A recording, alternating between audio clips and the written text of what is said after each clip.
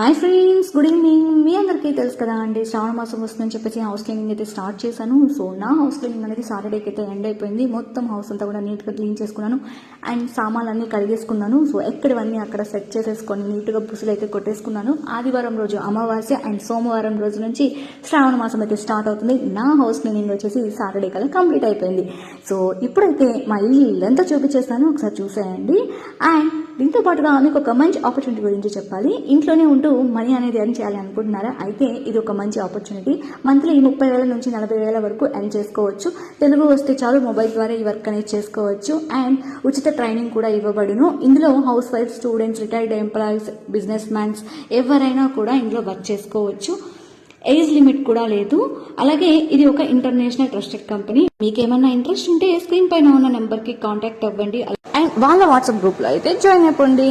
Bye friends, take care.